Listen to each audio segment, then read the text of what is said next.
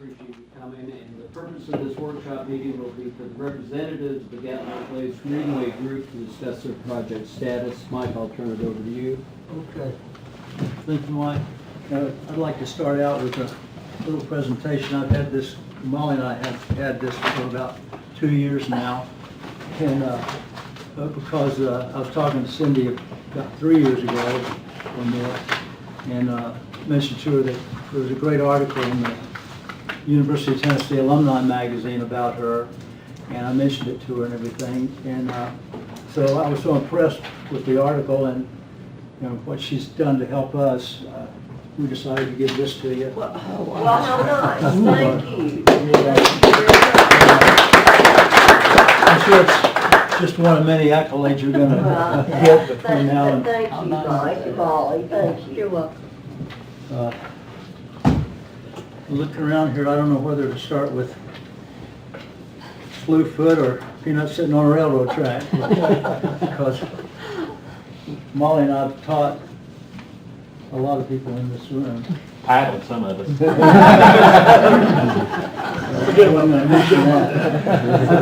I've heard that story more than once. In Mark's case, his kids. He said he did. Yeah. I'm going to read a little speech I wrote, because if I try and just say everything, I'll get all messed up. So, purpose of this workshop is to inform the city as to the progress we've made with our Gatlinburg Greenway and what we feel is absolutely essential that the city, with the help of the state agencies, continue the project going forward. What do the following great Smoky Mountain communities have in common? Greenville, Maryville, Knoxville, Townsend, Pigeon Forge, Sevierville, Newport. They all have an inner-city ADA compliant greenway. The city missing from this list is Gatlinburg, Tennessee.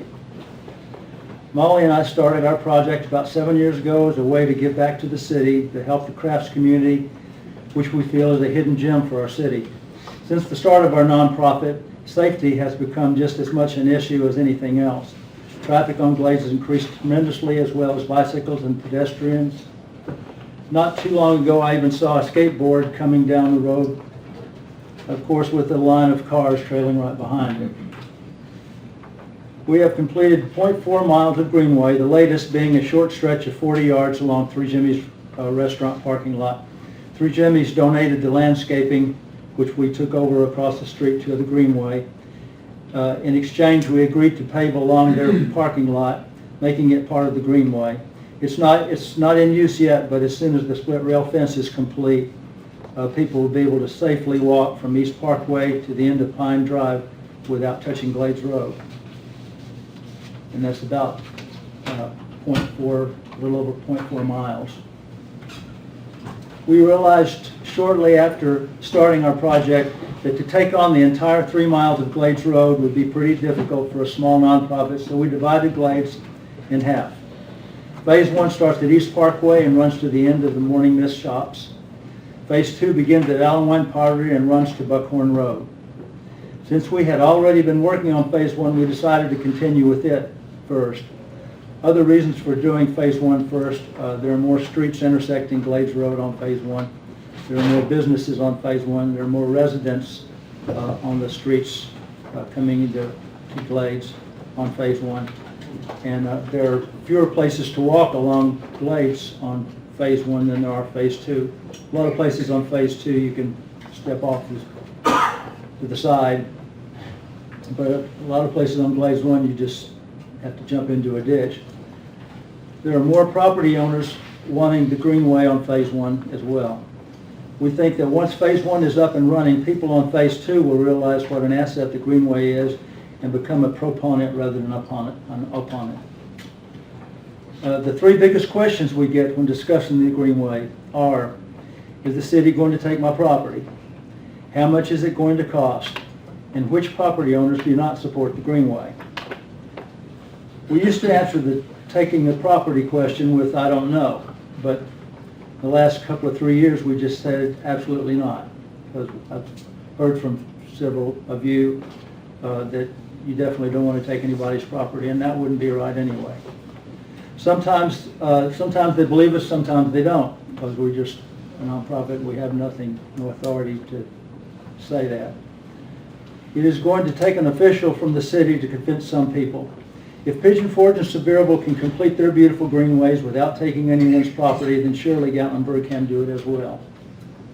How much is it going to cost? Mike Warner called me 2 years ago on behalf of the city and asked us to do a survey of the properties on the west side of Glades Road from East Parkway so we could get a rough idea of the cost.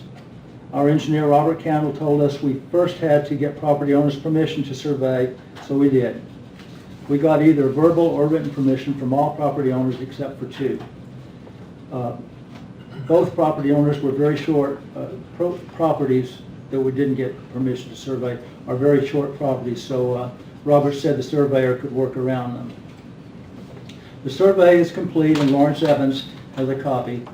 Robert's estimate was about $1.25 million for the 1.2 mile length of phase 1 to the end of the, or just before Alamine Pottery. Robert said this was a loose estimate trying to take into consideration unexpected things like inflation and other things that could happen. It did not include purchase of any property. Both Parks and Recreations directors for Pigeon Forge and Sevierville have told us from the start that their greenways averaged about $100,000 per tenth of a mile, or about $1 million a mile.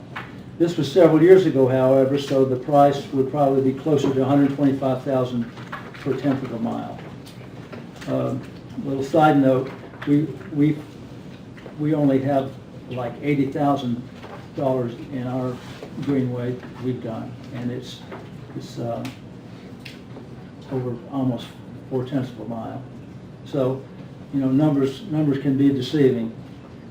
There are 2 property owners and 1 property renter that we know of on the west side of our project that do not support the greenway. All others either gave us permission to survey or signed our property owner's petition, or both. The first is Carol Music, who would rather sell her property than to grant an easement or a lease. As easy as it was to get a lease on our first property years ago, it has been just as difficult to deal with the next property, Carol Music, from Pine Drive to Bruce Road. I think the city would have better rapport with Miss Music in finding a solution with her property. We've been on greenways that suddenly, because of a building or an obstruction, suddenly become a sidewalk or a bike lane for a short distance before turning back into an off-road greenway. There's always signage if they're going to do that. There's one especially over at the beach we go to where it's a great greenway, but then you see a sign that says bike lane ahead, and then before long there's a building there that turns into a bike lane. But as long as there's warning, people seem to be fine with it. The second property, the little gray house, is a rental. We have written numerous letters to the owners, Ray and Judy Ogle, via information from the Sevier County GIS. I don't know if any of y'all are, I know you're familiar with the Sevier County GIS map, but we can get a lot of information from that. We have gotten a lot. Sometimes it's up to date. But we've never gotten any responses from the Ogles. The third property shares a very short distance with Glades Road as well. It is the little Aunt Eddie's Cafe, located next to Lorelei Candles. Luckily, Glades Road is wider here than almost any other place, so there could be a wider than normal bike lane there if we had to turn it into a bike lane that would not touch her property. I'd like at this time to present 2 petitions and read each one for you. This one, first one, we, the undersigned Gatlinburg residents and voters, recognize the need for a safe and walkable trail through the Glades Road in Crafts community of Gatlinburg. We hereby request the city to seek TDOT and other funds to complete phase 1 of the Glade Greenway, East Parkway to Alamine Pottery, giving Gatlinburg its first intercity biking trail. And we've got about 290 signatures on this. And this other one is property owners on the west side of Glades. We, the undersigned, own property bordering the west side of Glades Road from East Parkway to, but not including Alawine Pottery. We hereby request the City of Gatlinburg to seek TDOT and other funding to complete this portion, Phase 1 of the Glades Greenway hiking, bike, and trail. These are property owners. And some of the property owners we haven't been able to reach because they live out of town, but we got as many as we could. And ladies and gentlemen, Molly and I have been in Gatlinburg residents for a long time and have seen the city accomplish many things, from things like the moving of mountains to 4-lane, the new entrance on 321, to Mills Park, the Wildfires Victims Memorial, dog parks, some really great things. As a nonprofit, we cannot get funding from the state agencies, but the city can. The Greenway has started and it's only going to grow. We don't want it to grow with some other commission 5 years from now or 10 years from now. Lawrence is very willing and capable to take it on. How proud we would be to see this commission of people we have taught, except for Mark, we touch your kids, do this Greenway for the benefit of all the city. If you haven't been on our Greenway, I urge you to walk it. It is quite nice. Walk it and imagine what it would be like to walk all the way out to Buckhorn. Greenway has started, it's needed, so please go for it. Thank you. Thank you, Mike. I'm going to let the staff. Lawrence, I think, has something that we wanted him to talk about that y'all probably know about, but want to make sure that everyone knows about it as it relates to another grant that we have received, a connectivity grant involving Mills Park. If you would go over that, I think that might help in this conversation. Mary, you think that's a good approach here now? And I'd really like to echo some of what Mike said about, we did our master plan 2022, and the residents do speak a lot about, wanting to have more accessibility, more accessible paths. I've just tabbed out some areas. Gatlinburg residents are interested in sidewalks and connectivity, and chiefly the City Commission facility prioritization results. Renovate existing facilities, renovate and improve existing paths and facilities, and adult fitness, which is of course all related to more walking. And what's the project Cindy's referring to is the Mills Park project. So we are fortunate to have received an LPRF fund grant from TDEC which is the same fund of money that we did from Minot Park. And so for those who are not sure, don't know, Minot Park, we put a mile of new paths down the Minot. And I love going there every day and seeing people walking around Minot and using those paths. And Mills Park is going to be the same thing. We're going to create a new loop and create more walking paths there. That fund we should be funded by the middle of the year and be breaking ground with that. Maybe by the fall of this year, but certainly by next year. So the city is all for these paths and moving forward. And me and Mike and Molly know that we've talked about this before. This is the low-hanging fruit for us, because this is on property that we own, that we can just go ahead and fund and get that state money for. And one of the state requirements, Mike, you mentioned the funding from state agencies. One of the things we have to do, we have to own that land before we can even apply for that grant money. So, to be honest, I wanted this path at Mills Park to exceed what we're currently doing. I wanted to go around near the schools, but we could not include that part because the school system owns that property, not the city of Gatlinburg. So we are restricted with our state money. It's not, we would have to have full ownership of all the properties on Glades Road before we were able to proceed, which is why that question of property owners being on board is so critical here. So, that's kind of where we stay with that, is how many property owners are on board and, the status of the current area. Is it fully owned by the Greenway nonprofit, you know, for the current path, or is it a chance of it being removed, taken back? Because that's not something we would be able to get funding for if that was the case. Does that make sense? Thank you, Lawrence.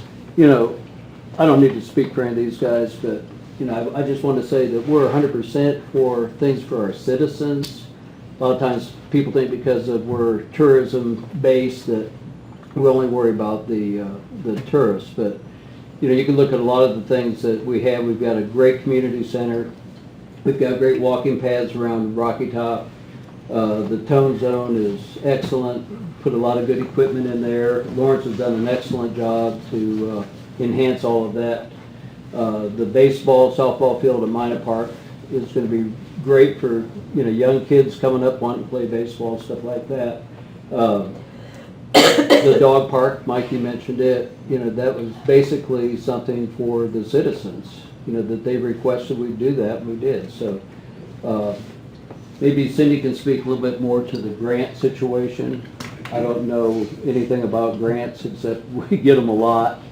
But Lawrence's point, we must, you know, get them because we own the property. I don't know how difficult it is to get a grant for something like this. Well, just to echo what Lawrence said, is that the city has to own the property, and not necessarily, it could be an easement. You know, it doesn't have to be straight out ownership. It can be, but it would have to be a permanent easement. It couldn't be any kind of temporary easement. I mean, that's pretty basic and simple, I think, that y'all understand that. Would the city be willing to purchase easements? Well, that ultimately is up to this body. Or owners could donate easements. Oh, yeah, yes. Or they'd yes. have to be willing to sell. That'd be the other side.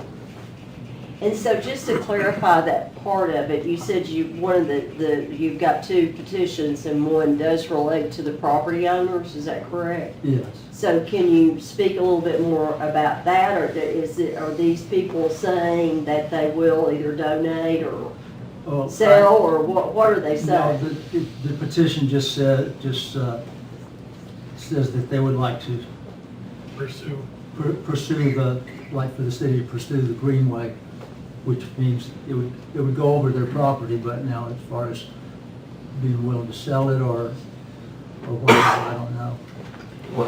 What scares me on this is you say that most people in phase one is willing to do, but you have more opposed in phase two. Is that what you're saying? That you're getting from? We have more, we know more people on phase one that are for the greenway than two. What would scare me is if we try to take on phase one and we get there and then phase two can't happen because we can't finish it, right? So, I mean, it has to be a commitment, I think, on the front end, that everybody'd have to be in agreement on the front end, because there's no way I could see, my personal opinion, paying city tax dollars, depending how that is on phase one, not knowing we can even do phase two, because you're gonna have I mean, that's my opinion, but Is there a way to do phase one that could be its own thing, like a 9-hole course out of an 18-hole facility? I mean, is there, you could route it around?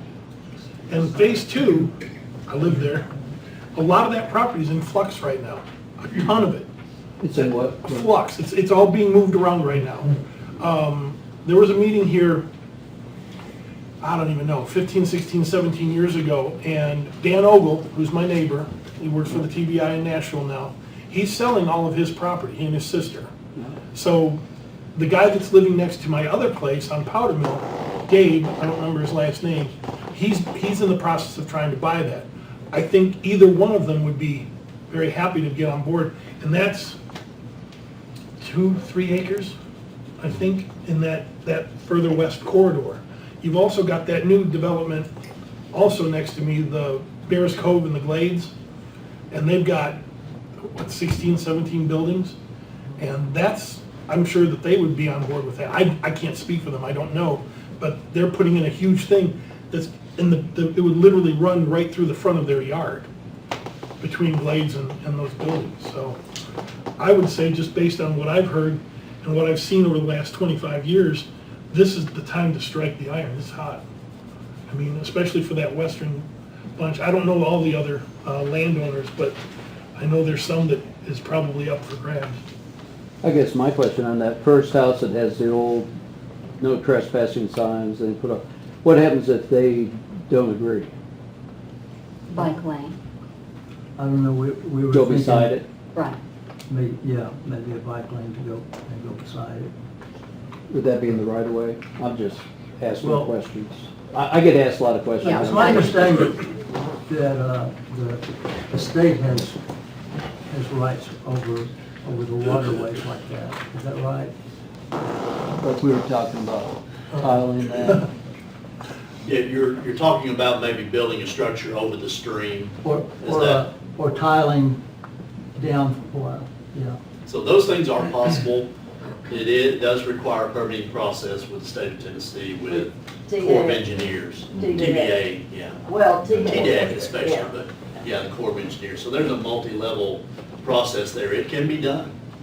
And, you know, we might be able to get a little bit of assistance from City of Sevierville. Most of their greenway is in the floodplain, or a lot of it is. So, you know, there are some things there that can be investigated at least, so. Isn't that what they did in front of Morning Mist with that Yeah, bridge? Spans. with the boardwalk, we called it at the time. I always wanted to drive across it. David Ball told me not to. Well, Yeah. the end's blocked off. What do you do? Walk That's down? right. Well, the crazy thing about the greenway that's there now, there's always a car down there. I've taken pictures of it. Yeah. So, I mean, there's gotta be a solution to it, I would think. Is there an updated survey showing the route of the greenway? The only survey we've got is the one that Lawrence has a copy of. Yeah, and I remember Robert that. I Cameron. realized I couldn't really quite understand what he had surveyed that, so maybe we need to look at that again. That was a very narrow area that he had surveyed. Yeah. Narrow, Right, is it? right next to the road. Basically, Okay. it was almost, he'd surveyed just the easement, the right of way. How far did they survey down the roads? Yeah, yeah, how phase far one. did it go? Just phase one only, so we don't have anything past, I mean, is that the Morning Mist? Yes. Okay. I hate to keep And that interrupting. would be the most difficult Do you part. remember anyway, wouldn't the it? Glades The Road, phase Glades one Buckhorn part. Road Safety Yeah. Committee? It'll be the most cost. Yes. Did it years ago. Jeff It's was only also going to the do most it originally when utilized. he was the mayor. And then I came to you 3 or 4 years later when you were the mayor and said, can we start this up again? Because it was important to make sure that we weren't tearing down any of the craft shops or the houses along there. We had a thing that we put together, the city put together, somebody put it together. It was in a binder, and I'm trying desperately to find it because I don't throw anything away. But Cannon, Barge, Wagner, Sumner, whatever the engineering group, they had come through and designed a 13-mile greenway. There was an actual drawing. I don't know if there was surveys done or what, but that exists somewhere. Are you talking about a master plan that was Yeah. done? Yeah. It was, Yeah. it might have been immediately following the Sonoran Institute thing, Mhm. and Otto Presky got up and. Molly swears that Mike has my copy. Yeah. That's funny. Could be. I keep Well, I just asking remember Molly. there was a 13-mile plan, and it included what I had originally called the hiking, biking, horse trail from Battles to Buckhorn. And of course, we never got anywhere with talking to people about right of way or easements or anything. We got shot down that first meeting. Everybody showed up and they It said, we're not got getting shot our down, line." and Dan Ogle was one of them, and he said, well, nobody's ever approached me. Well, we hadn't got that far yet. Yeah. And Mike Helton said, well, let's table this, and it's never been brought up again. You know, the question I get most is when you go to like Red Oak Bistro, Church Mouse, Tea Statuary, all that. How do you propose to get through that? I mean, that's the question I have no idea. That would have to be a bike lane and then a couple of signs slowing the traffic down to 15 miles per hour and Be able to, maybe Navigate through another that. crosswalk. yeah, because I don't know how else it can be done. That would have to be the only way to do that. You certainly couldn't put a 10-foot wide greenway through there. Well, I always look, could you go up above the back of it? In the back of Like it. Florida, yeah. But I've been biking quite a bit. I know Logan, he used to bike quite a bit. And, you know, Sevierville, Pigeon Forge, they've got great greenways because it's been flat. Yeah. You know, I just think this point is necessary. Our topography here sort of hurts us in going forward with greenways, because I get to that little hill there past the covered bridge going up that, and that's a chore. Maybe not to Logan, but. Yeah, it is now. They made that e-bike just for you, man. Okay. You know, obviously with the increase of use of GPS, the volume of traffic on Glades and Buckhorn is increased by a lot. I mean, obviously I can't quantify it. Have we done any kind of traffic studies as of late on what's going on No, there? but it's Are there triple. And are there Bizarre. any plans for improvements to the road because of that? And to me, that could be the natural move toward, if there are improvements to the road, now we can look at a greenway and incorporate this into one project. That makes more sense. Because if they would have to take more width, you could incorporate it right away into that for bicycles and walking. Right. And let me say this, obviously I'm a representative of the business community, I live close by. But I think this initiative of greenways and is so important to the residential community, for people working here, living here. You know, I do think it needs to be part of our thought process moving forward, improving our residential experience. Exactly. And I think we're all 100% in favor of that. And I think, you know, driving Glades, as you and I have had to do a lot the last little bit, driving Glades, it has become it's congested. It is very, very congested, and I think, you know, if we haven't done a traffic study, we probably need to, and start really looking at maybe a longer term plan on what we need to do there. Of course, to Brian's point, we did many years back. Yes. And actually, Larry Henderson did quite a few improvements in the Glades area. Quite honestly, that was met with a great deal of pushback from the property owners as well. Yeah, They're all dead. Absolutely. Those I ones are. understand that part of it as far as the property owners, but if we are going to, you know, we're letting what's happening from the tourists and GPS kind of dictate what's going on. If we need to go ahead and put a plan in place of how we want it to be, so that we can, you know, knowing that volume's there, and trying to, obviously there might be areas where we have the arts and crafts and a little more density, and we want to do it in a different way, and planning it now, to me, is better than waiting for you know, having a plan that may happen over a period of time seems better than us waiting till we have to do it. How would we go about getting that plan done? Well, we would hire a consulting, transportation consultant, traffic consultant. And you've got to, these developments, I'm sorry to interrupt, No, but you to do, it's gonna add a lot of traffic. hundreds of people a night. Yeah. The one building alone sleeps 99 people, Yeah, and they're all coming over from Rocky Top. And going to his point about the GPS, it blew up. When the Spurs shut down, and there's a rock slide every other day, they all come out Powder Mill, Boogertown Powder Mill. And then that intersection where you're talking about a teak statue, it'll back up past John's Branch. yeah. I just sit there and watch it. Wait a minute, come on, have a beer, whatever. But I mean, it's gonna get worse before it gets better. Yeah. If you did a And- traffic study today, it's gonna be, in 2 years, it's gonna be double whatever it's Yep, gonna be. Right. And With the that's- development, And we need to so, look at that, Yeah. exactly.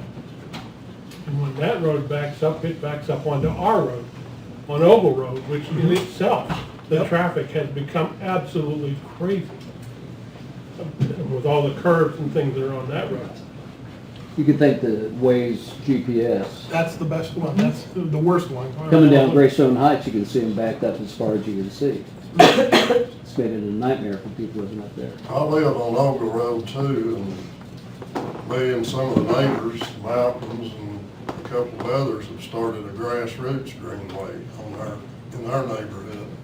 We'd like to see greenway go from Mills Park to Buckhorn Road on that side of the Glades. It's called the Glades too, or it used to be. Yep. It's the east prong of Birch Creek, which is. Fleming and us have worked on it because so many people are now walking on Oval Road for the exercise. We just want to get them off those crazy curves because people will not slow down. I pick They them won't up. move over either. I go up there and I pick them up and I take them down to the next trolley stop. It's I've done been it for years. something of a de They're all facto. gonna die. Yeah. Oh, it's dangerous. It's been a de facto greenway for years. A lot of people walk, bicycle, and, run. 5K runs. Yeah, they have races Several out there, of them are but it's called a lot friendlier road for a greenway than the other. It's more level, and there's more room there, and it's less developed. There's less property owners to deal with. And some of us are already on board. I'd like to take Lawrence through there and show him what we're doing and try to get some planning on that area. Because we all like to walk, and use the park, the community center. It's better, to do it without driving, but it's getting less safe all the time because it's just a one-lane road. You know how it is. But, Yeah, the we've traffic got tractor trailers on that road now. Oh, it's crazy. yeah, they've got industrial logging going out there now. Oh, Mike and Molly and your whole board, you guys have done a lot of work. We really appreciate it. And let's keep optimistic and keep pressing on to make this happen. I think Logan's idea of the enhancement of the whole road, if we can get that passed, then just incorporate the bike path in with it. You guys, any comments, questions? I think the Ogle Road makes a lot of sense. It's non-developed. It's, I'd like it to gets you see, to Buckhorn, it gets you,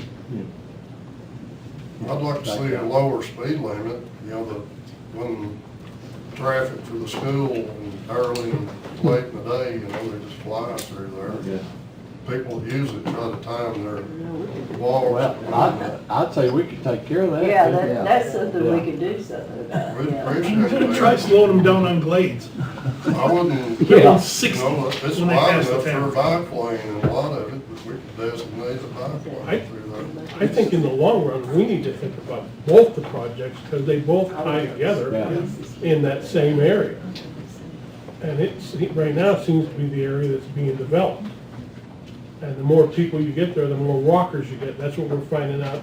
Mr. Fleming and I watching Fleming Road, or Ogle Road, that past where we live. The more people who move in, the more they find that that's the place to walk and bike, and the kids on tricycles and scooters. But they all need to be tied together into one knot, I think, because you got Mills Park sitting right at the hub of both of them.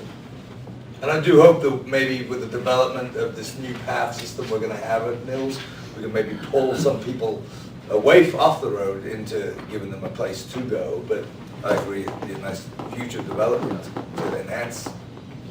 We see a lot of visitors there too, the people come in for Rocky Top and events up at Mills Park, and walk on the road, just when they're not busy watching the ball game, they get out and like to walk there because it's about the only country road left in Gatlinburg. True.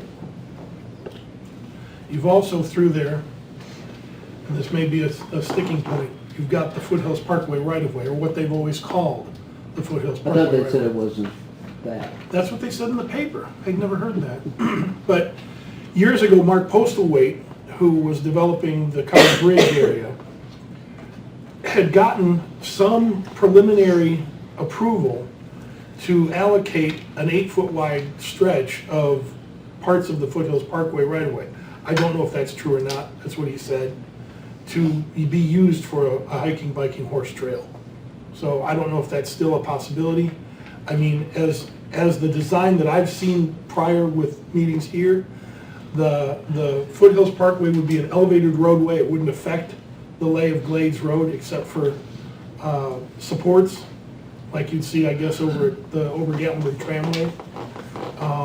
But there might be a possibility there to acquire some permission to use a portion of that as well, where it connects.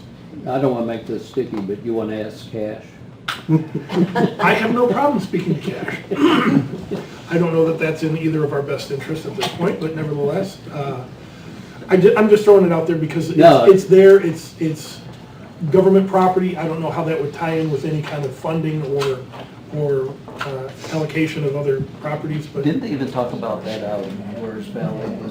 They're talking about, that's under consideration now, there's a review going on for public input on that phase from Wares Alley to the spur. Yes, there is. And I did speak to somebody in the National Park, that they did look at that section between the spur and Glades Road, and they Well, it goes from the determined that spur it was too wet and it would take, but it's not out of the question. These two what? to It's west. not out of the question, but they determined they chose the Wares Valley section over that section. The last meeting we had at the American Legion Hall, Yeah. they said that it would be the most expensive piece of roadway ever built, and that they had no plans in this generation to do it. And I suggested to the fellow that was here from Washington at the time, that they take $500 instead of the 18 million per mile, and put up signs along 321 that dedicated that as part of the Foothills Parkway right-of-way to connect with the entrance in Cosby. And he didn't like that, but Larry Waters did. So I don't know if it went anywhere or not, but as I understood it, it would, you get on it at the spur and you get off it in Pittman Center. It completely bypasses the arts and crafts community. I don't know if it would kill it, but it certainly wouldn't help it. You know, when Alexander was here years ago, we did discuss from the Foothills Parkway near where your place is to Cosby as a bike trail. Yeah. Well, when I was, For it. when I was on the Arts and Crafts Board 25 years ago, we actually somehow petitioned a thing that Hillary Clinton was doing, believe it or not, and it was the Tennessee Historic Byways or something. There are signs out in the Arts and Crafts, there's 3 or 4 of them, but we figured that if we could get that signed on, if the parkway ever came through, it would pit 2 federal agencies against each other, and we just let them have a nice day with it. So, but I don't know what they've ever done with it. So, I've been trying to start some interest in hiking. I led a hike for the Smoky Mountains Hiking Club from the Yeah. Glades to Emmerich Cove earlier this year. yeah, There's some historic sites on it. There's a lot of interesting property there. It'd make a good trail. Again, thank you for your efforts. Dale? Well, I guess I have a question. There's a lot of really good ideas here floating around, and I'd love to have all kinds of different paths that things connect. I like Logan's idea, because I think ultimately that could be something that could see this accomplished, of a transportation plan for Glades that includes a pedestrian right-of-way, whether it's a bike path or a greenway or something. But in the meantime, Mike and Molly have asked, and I guess I want to see if I can focus what they and me, I'm on board of the Greenway as well, would like to hear is that in order for the Greenway, Grattenburg Greenway as proposed, that Mike and Molly initiated and have put untold hours in over the last few years, is through the Glades. And what I'm hearing is the only way that the city can participate in that is if the city owns the land or has an easement on the land that's a permanent easement, either by acquisition or donation. That's the way I Correct? understand it, yeah. And so a couple follow-up questions to that. If there are some owners that would be willing to do it but want to sell an easement, is there an avenue, a grant system for the city to actually acquire those with a willing seller, either to the entire property or just an easement?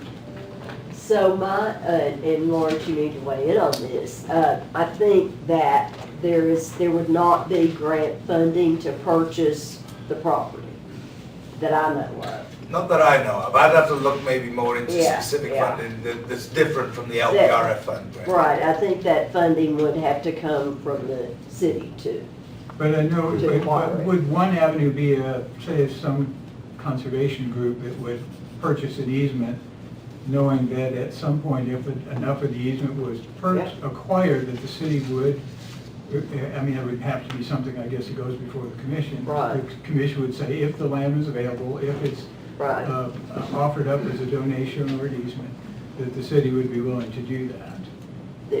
Yes, it's up to this body, but yes, they could. Sure. Yeah. I mean, we're all for it. It's just, is it So it doable? seems like what our board needs to do is have a really thorough survey of the landowners.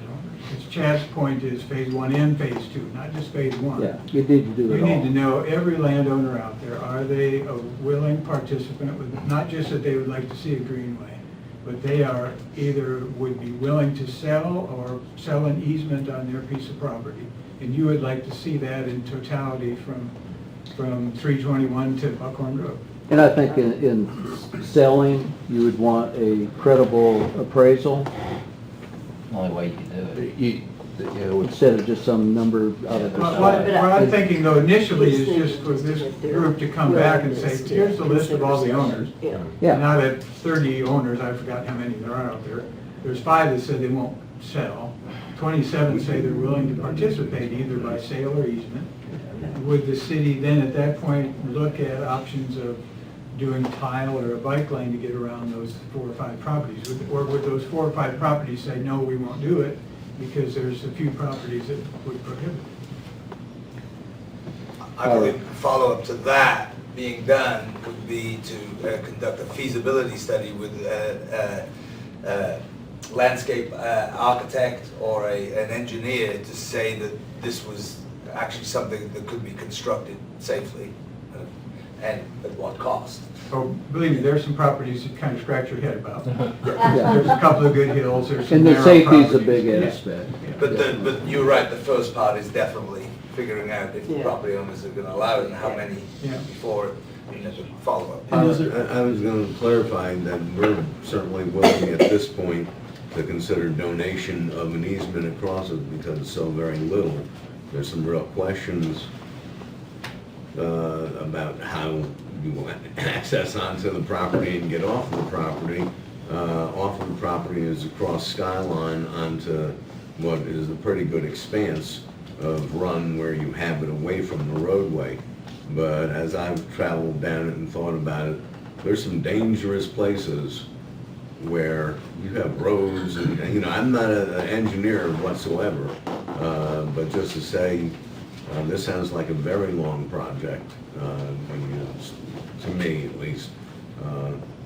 But we, have no objection at this point to donating whatever small easement is needed there.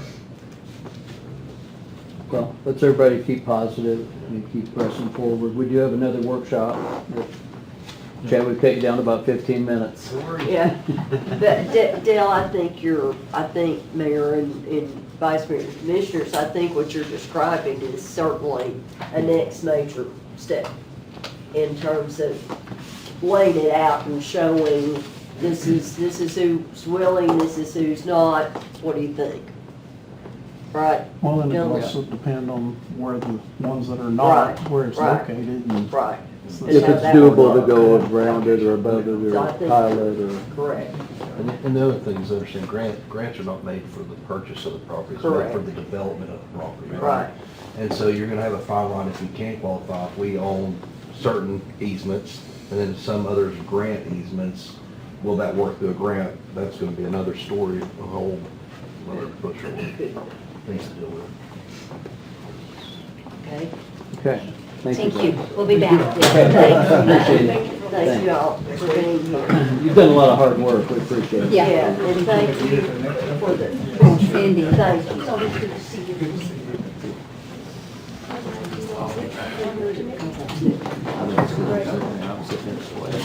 Because we're sitting here. It's been in the hospital. Oh, do you know?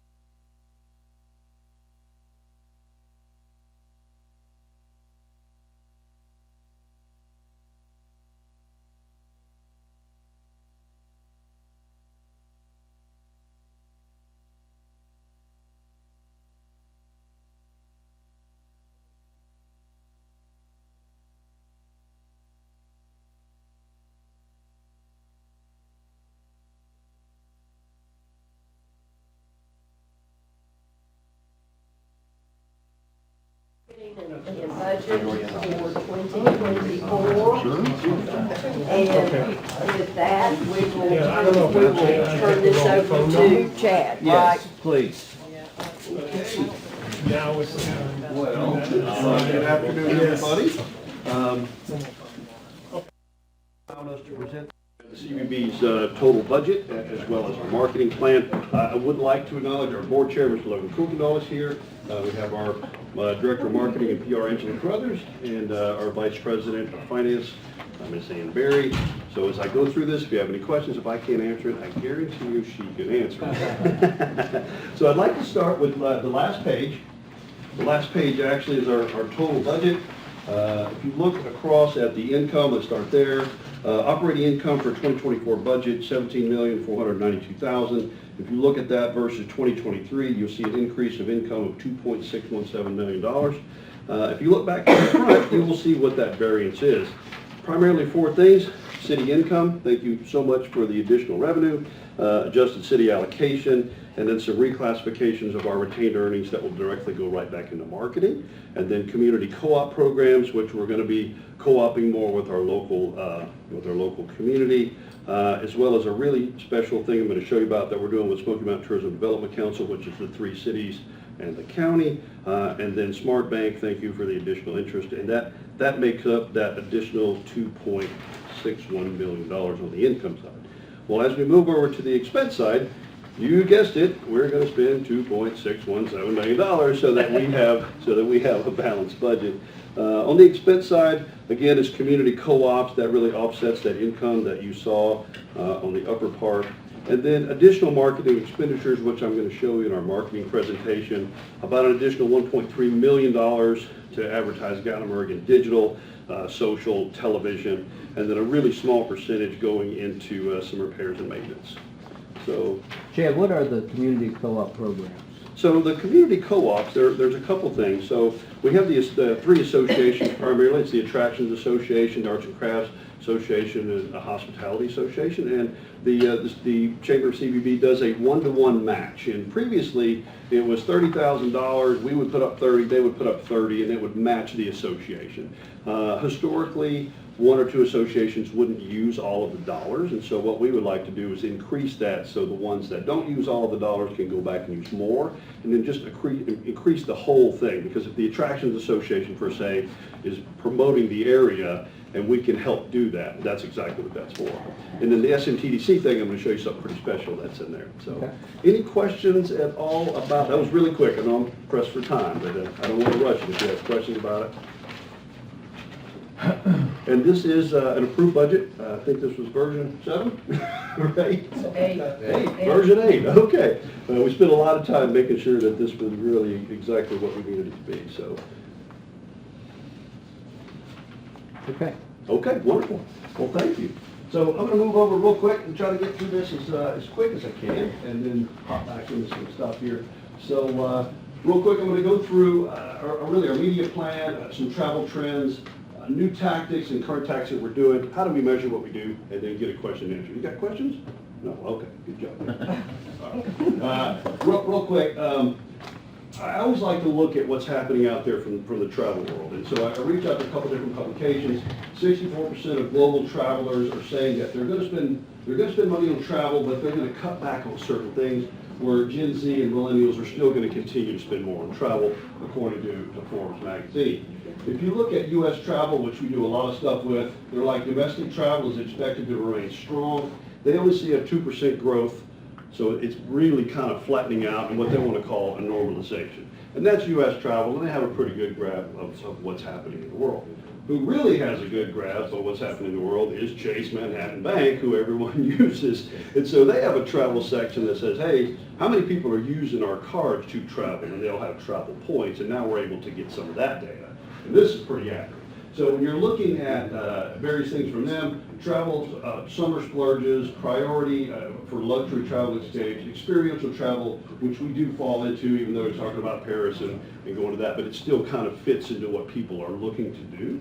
Multi-generational travel, which is really big for us. We just talked about a 90-bedroom cabin. There you have multi-generational travel. And then niche tours that we get a little bit of that because we're surrounded by the park, seeing more and more cultivated park experiences where people want to come in and take tours through the park. We actually just talked about that with the opening of New Indus coming next year.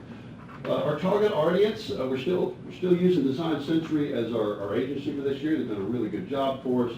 Our buying target demographic, female 25 to 65, household income of 100,000 plus. Oops, well, this thing is just jumping around. There we go. I wanted to change this up a little bit. We always like throw, hey, we're in 13 markets, and everybody's like, yay, we're in 13 markets, but we're in so many more markets than just 13 markets. So when you look at what we do from a digital perspective, we're in over 200 markets. So when somebody hits Gatlinburg.com, if they're coming in from Chicago, they're going to get retargeted. So now that's part of a dynamic program that we run where people in that area start to get more and more advertising. So that's in one market segment where we have over 200 DMAs that get targeted, and I don't have them all listed out there, but then we have really siloed, super targeted DMAs, Atlanta, Birmingham, Charlotte, Knoxville, the ones that are really, really important to us. They're dedicated, siloed out so that we can have multiple layers of touch points, 13 broadcast markets, and then we overlay that with cable, because cable's relatively inexpensive, so we kind of catch that on both sides. Chad, what is our number one market? Our number one market, if you ask me right now, would be Nashville. You know, you can't discredit, well, take that back. Visitation for day tripping, Knoxville. Overnight, probably Nashville. Probably close, yeah. Okay, thanks. So, and depending on the time of year. It does flip-flop with Atlanta sometimes for visitation. How about the Carolinas? Charlotte does continue to creep up quite a bit, and it came on really strong post pandemic. Yeah, okay, thanks. Our planning window really hasn't changed for our area. The closer, it's common sense, honestly, the closer you are, the shorter weeks that you need to plan. As you get further out, you see that week starting to plan. And that's how we build our flow chart. So if we know we're targeting Indy, we're planning on a 4 to 5 week time that we run those ads that we might start to see them come into the market. Continuing tactics and new tactics that we have. This is the cover of our vacation guide. People want to see a bear, and we want to put 400,000 of these in their hands. So the first thing they see is our name, Gatlinburg, associated with a bear. So this is our 2024 vacation guide. It is absolutely beautiful. Angela and her team have done a great job of this, and as well as cultivating a brand new website that coincides with a brand new app that's going to roll out for 2024. The app you're going to love. It has all different types of connectivity points, including an enhanced area for parking, so that when you're in the area, you can say, hey, what's around me? The most important thing about the app is it doesn't need to be connected to the internet once it's downloaded. If you lose service in the area, in your area, there's not much service, but apparently a lot of other type of traffic, that you can still see what's happening there. We're still doing an influencer campaign where we brought in a lot of influencers all over the area that talked to their audience about Gatlinburg, but we're going to do it a little bit different. This was our first step to do it this past year. It was successful, but we found ways to kind of do it better, a little bit more affordable. So this is going to continue, but it is going to change. Connected cross-device targeting, we still do that. What that is, super easy. You're watching TV, you're sitting in Nashville, you see a TV ad for Gatlinburg, and it's amazing, and you might get an ad on your cell phone at the same time, or an Etch-a-Sketch, or your Apple Watch, or whatever other connected devices you have in the house will also get targeted from the digital targeting. So it goes across all the platforms, all of the devices, which is kind of scary, isn't it? It is. Yeah. Competitive conquesting, this is where if we're a mountain town, if someone's looking at another mountain destination, they will get an ad that says, hey, don't go to that destination, it's a tourist trap, you should come to Gatlinburg. So the competitive conquesting, and then we do alternative destination, about beach, like if someone's searching Myrtle Beach, they will get an alternative destination for us. These are hyper-dynamic HTML5 ads. Oops, let's see here. Angela, you may have to click that. Anyway, let's wait. Yep. There we go, it's moving. So we're display ads and they show up and you see them. Now our ads move. So the rivers will move, the bridge will move, and it catches your eye. You're more apt to click on it or just really move your mouse on it and see what happens. So we're testing it. It does have a much, much higher propensity to convert and people to click on that. Yeah. Data metrics, real quick, what are the touch points that we grab? Obviously, Google Analytics, attractions data, we get a lot of that from the Attractions Association and several other properties that will tell us who's coming to the area, their zip codes, Over does it, and Akista does it, there's a few other ones that do it as well. Research, DoubleClick, which is our media manager, how many people went to the website, how many people went through our Google AdWords, Facebook, Instagram, and Datafy continues to increase their platform. Not only can they connect with mobile devices to tell you how many came into the area, now they can tell you how many cars came into the area that are pre a certain date, 2017, certain type of cars, Ford, Chevys, whatever. They'll tell you where the car originated from. So we're starting to get a much better picture of where people are, how long they're in the area, and where did they go. And that's scary. Yeah. Finn Partners, they continue to be a great partner with us. They're our PR agency. They're going to help us as long as with Angela's team. We still host travel writers, influencers, bloggers. We do various types of television shows, radio shows, podcasts, editorials, listicles, and all the awards that you see. That all goes through our PR department. That will continue. We continue to make that a priority. This year, we have a PR plan that kind of hierarchies over our paid media plan. So if Angela is running advertising in Nashville, we'll also have Chelsea in Nashville at the same time on TV talking about what's happening in the area, special events, so on and so forth. You get that compounding message. National publications, we're in these, and we continue to go back. Southern Living, Paula Deen, Good Grit, Food Network Magazine, Condé Nast, Pioneer Woman, USA Today, which we continue to win quite a few things with. That's going to continue. Update real quick on our events. For 2024, we're bringing back Wine Fest. We're still working on what that location might be. That we are in talks again with Airmont that it might be back there. If not, we are still having it regardless. 4th of July parade, or I'm sorry, 4th of July fireworks and drone show. We've added that drone show to that, so you'll see that. As well as the Fantasy Lights Christmas Parade. We're working on some sponsorship opportunity as we're starting to get into our 49th and 50th year of that parade. We want to bring in some sponsorship to kind of push that up, like a Coca-Cola or a Ford or Bush's Beans or something that can kind of push us over the edge. We're already in 120 million households across America on Christmas Day, which is exciting, and we want to take that to the next level. Just not Bud Light. Right, just not Bud Light. And speaking of the next level, we are working, some of you guys know this, we are working right now with Commissioner Zell with the state of Tennessee and with the SNTDC, which is Gatlinburg, Pigeon Forge, and Sevierville, to have a Smoky Mountain float with Dolly Parton on it in the 2024 Thanksgiving Parade. Macy's Thanksgiving Day Parade. This would be absolutely huge for us, and that's one of the things that we're really excited about. Real quick, how do we measure it? On-site conversions at Gatlinburg.com. Booking out, did they go to our download vacation guide? Did they do e-views? What's our click-through rates from our digital media? Booking direct with the hotels, we see that as an exit through Gatlinburg.com. Our star reports, Datafy, and the number one is, did they come here and did they spend some money, which trickles back into tax revenue. So those are our success metrics. For the 2024 budget, we just talked about that a little bit. The only big differences that I want to share with you really are, whoops, oh, that's good. I knew that was going to happen. Isn't that a great, yeah, Angelique just unplugged it. Okay, you got it. The big differences there were really what was on your front page there, just the digital media, the digital social, the digital display, leisure TV. It's about $1.3 million of additional revenue, additional expense that is all into marketing expenses. The last slide that just crashed there was just a over pie chart of what percentage kind of goes where. And that was it. We are a marketing machine. Chad, what is other tourism revenues? It's over $250,000.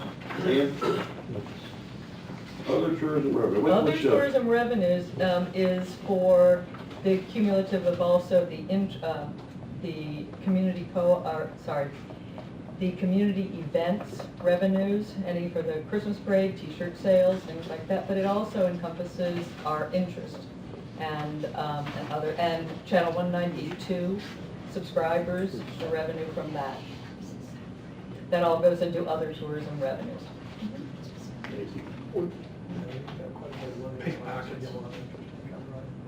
We actually, this last year, we're forecast to get $130,000 of interest on our investment. fund, correct? And interest income's a separate item, right? Yes, ma'am. Or other. Yeah, it is. It's below the other tourism revenues. It's not We included. did that in 16 minutes. That's good. Sorry, we're a minute over. Any questions? Any questions at all? Yeah. I do it again. Yes.